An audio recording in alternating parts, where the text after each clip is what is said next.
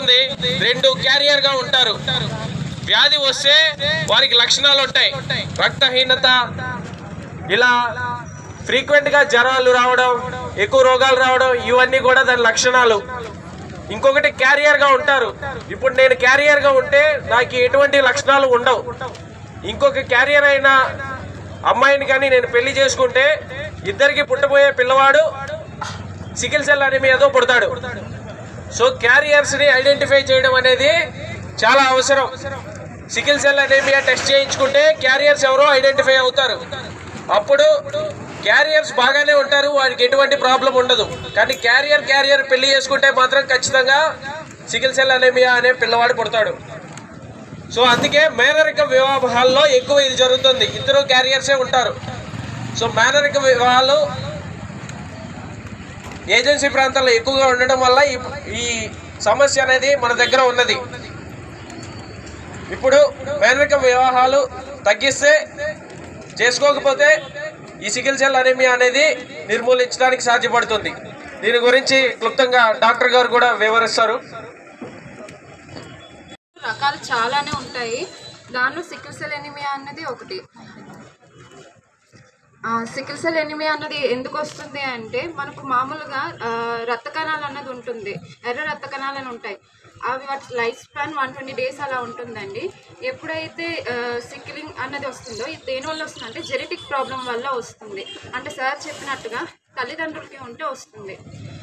ఈ ప్రాబ్లం వల్ల మనకు ఆ జీన్ అన్నది వస్తుంది. దానివల్ల ఏమవుతుందంటే ఈ రక్త కణాలు అన్నది సికిల్ షేప్లో అయిపోతుంది. అంటే ఏంటి అంటే కొడవల షేప్లోకి వచ్చేస్తుంది. ఎప్పుడైతే కొడవల షేప్లో వస్తుందో మనకి హిమోగ్లోబిన్ అన్నది క్యారింగ్ కెపాసిటీ అనేది తగ్గిపోతుంది. హిమోగ్లోబిన్ తగ్గిపోవడం వల్ల ఆక్సిజన్ క్యారింగ్ కెపాసిటీ అనేది తగ్గిపోతుంది. దీనివల్ల ఏమవుతుందంటే మేజర్ ఆర్గన్స్కి మనకు రక్తం అనేది చేరదు. దానివల్ల ఏమవుతుందంటే కీలు నొప్పులు, జ్వరము, మనిషి చాలా నీరసంగా ఉంటాడు, అంటే పసుపుగా కనిపిస్తాడు, చూడడానికి పసుపుగా కనిపిస్తాడు, జ్వరాలు ఉంటుంది, చాలా ఈజీగా పడిపోతారు అనమాట, కళ్ళు తిరిగి పడిపోవటాలు ఇలా ఉంటారు. ఈ సిమ్టమ్స్ అన్నీ మనము చూసుకొని, ఇప్పుడు నేను చెప్పినట్టుగా జ్వరం రావటం, కాలు చేతులు బాగా ఎక్కువగా పీకటం, లేకపోతేను కళ్ళు తిరిగి పడిపోవటం, మెయిన్గా పచ్చగా కనిపిస్తారు. ఇవైతే ఎవరైతే ఉంటారో వాళ్ళని మనము టెస్ట్ చేసుకోవాలి. టెస్ట్ చేసినాక సిక్లింగ్ టెస్ట్ చేసుకున్నాక అవి కనుక పాజిటివ్ వస్తే వాళ్ళనే కాకుండా, ఇప్పుడు ఒక బాబు కనుక వచ్చిందంటే వాళ్ళ పేరెంట్స్ కూడా చేయించాలి. ఎందుకంటే చెప్పినట్టుగా తల్లిదండ్రులకి ఉంటేనే పిల్లలకి వస్తుంది. వాళ్ళకి తెలియక పిల్లలకి వచ్చే వరకు ఆగుతారు, క్యారియర్స్ కాబట్టి వాళ్ళకి తెలియదు.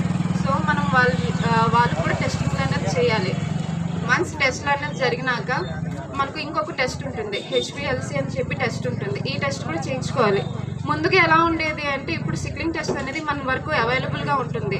ఒకప్పుడు ఎలా ఉండిందంటే, ఇక్కడ మన ఏజెన్సీ వరకు అయితే పాడేరులోనే జరిగేది. ఇక్కడ టెస్ట్ చేసి రక్తహీనత ఉంది అనుకుంటే అది సికిల్ సెల్ ఎనీమియా కాదా అని చెప్పి మనం మళ్ళీ పాడేరు పంపించుకోవాల్సి వచ్చేది. ఇప్పుడు ఏం జరిగిందంటే, గవర్నమెంట్ అనేది మనకు ఇంట్లోనే డోర్ స్టెప్లోనే టెస్ట్ చేస్తుంది. అంటే ఫీల్డ్ వర్క్స్కి వెళ్తున్నారు, వాళ్ళు టెస్టులు చేస్తున్నారు. ఈ టెస్ట్ ఒకసారి కన్ఫర్మ్ అయినప్పుడు మనం మళ్ళీ పాడేరు పంపించుకొని HPLC టెస్ట్ చేయించుకోవాలి. చేసుకున్నాక కన్ఫర్మ్ అవుతుంది. అయితే ఇక్కడ మనకు వన్స్ సర్టిఫికేట్ వచ్చినాక మనీ అన్నది వస్తుంది, 10,000 ఉంటుంది. సికిల్ సెల్ ఎనీమియా ఉన్న వాళ్ళకి 10,000 అనేది ఇస్తుంది. ఇది మెయిన్ ఏంటి అంటే పౌష్టిక ఆహారం తీసుకోవడానికి కోసం అని చెప్పేసి ఇస్తున్నారు. కాకపోతే ఇక్కడ వాళ్ళు దాన్ని కరెక్ట్గా యూస్ చేసుకోవట్లేదు. నెలకు 10,000 వస్తుంది అంటే దాన్ని చాలా కరెక్ట్గా యూటిలైజ్ చేసుకొని దానికి తగ్గట్టుగా మనం ఆహారం తీసుకోవచ్చు. కాకపోతే ఇక్కడ ఏం చేస్తున్నారంటే ఆ డబ్బులను కరెక్ట్గా వాడుకోవట్లేదు. ఈ విషయం అనేది పిల్లలు ఉన్నారు కాబట్టి వాళ్ళ తల్లిదండ్రులకు తెలిసేలా చేయాలి. అండ్ ఒకవేళ బ్లడ్ కనుక తక్కువ ఉందంటే మంత్లీ టెస్టులు చేసుకోవాలండి.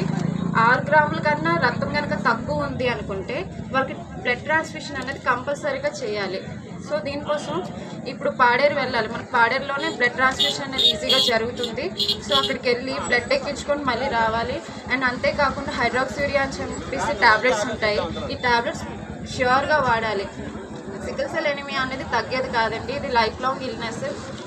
అంటే మాత్రలు వాడుతూనే ఉండాలి, చెకప్లు చేసుకుంటూనే ఉండాలి, కరెక్ట్ ఫుడ్ తీసుకుంటూనే ఉండాలి. ఈ అవేర్నెస్ అనేది చాలా తక్కువగా ఉంది ఇక్కడ. ఒకప్పటికన్నా పోలిస్తే ఇప్పుడు చాలామంది వరకు సికిల్ సెల్ ఎనీమియా అంటే ఏంటో తెలుసు. బట్ స్టిల్ ఇంకా లోపల వరకు ఇది రీచ్ అవ్వాలనేది అవేర్నెస్ ప్రోగ్రామే ఈరోజు మనం కండక్ట్ చేస్తున్న ఈ ప్రోగ్రామ్. సో తెలిసిన వాళ్ళు తెలియని వాళ్ళకి చెప్పాలి, తెలియని వాళ్ళు తెలుసుకొని వేరే వాళ్ళకి చెప్పాలి. Thank you. ఈరోజు సికిల్ సెల్ ఎనీమియా ప్రపంచ దినోత్సవం ఈరోజు. ఎందుకంటే ఈ వ్యాధి పట్ల వంశపారంపర్యంగా వచ్చే వ్యాధి ఇది. ఈ వ్యాధి పట్ల అవగాహన కల్పించుకున్నట్టయితే రాబోయే తరాలకి ఈ వ్యాధి మనకి సోకకుండా, ఇలాంటి లక్షణాలు లేకుండా మనం నిర్మూలించగలుగుతాం. దీనికి ప్రభుత్వం 2047 సంవత్సరం పూర్తిగా భారతదేశంలో ఈ వ్యాధిని నిర్మూలించడానికి ఒక టార్గెట్ డేటు కంకణం కట్టుకుంది. దానికే ఈ కార్యక్రమం ఈరోజు మనం అవగాహన కార్యక్రమం ప్రజలందరికీ కూడా గ్రామాల్లో ఇంటింటికి కూడా ఈ విషయం అనేది చేయకుండా వేరే వాటికి ఉపయోగించుకున్నట్టయితే ఆ వ్యాధి నిర్మూలన చేయడం కూడా చాలా కష్టం.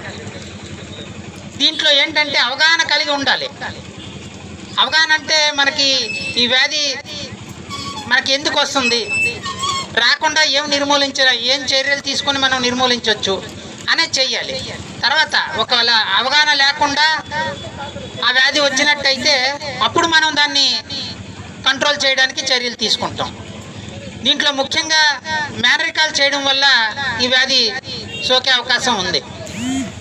కాబట్టి మేనరికాలు చేసుకునే చాలామంది మన ఇంట్లో చూస్తుంటాం. మేనరికాలు మన పిల్ల బయటికి వెళ్ళకూడదని చెప్పేసి మనం ఇంట్లోనే మన ఇంట్లో వ్యక్తులకి మన దగ్గర బంధువులకే ఇవ్వడం జరుగుతుంది. అవే మేనరికాలు గట్టా చేసినట్టయితే ఈ వ్యాధిని మనం ప్రోత్సహించిన వాళ్ళని అవుతాం. అలాంటిది మనకు అవసరమా? మన దేశంలో, మన రాష్ట్రంలో, మన జిల్లాలో మన ఇంకా ప్రజాప్రతినిధులు వచ్చిన వాళ్ళందరికీ కూడా ధన్యవాదాలు తెలుపుకుంటూ ధన్యవాదాలు. సెలవు.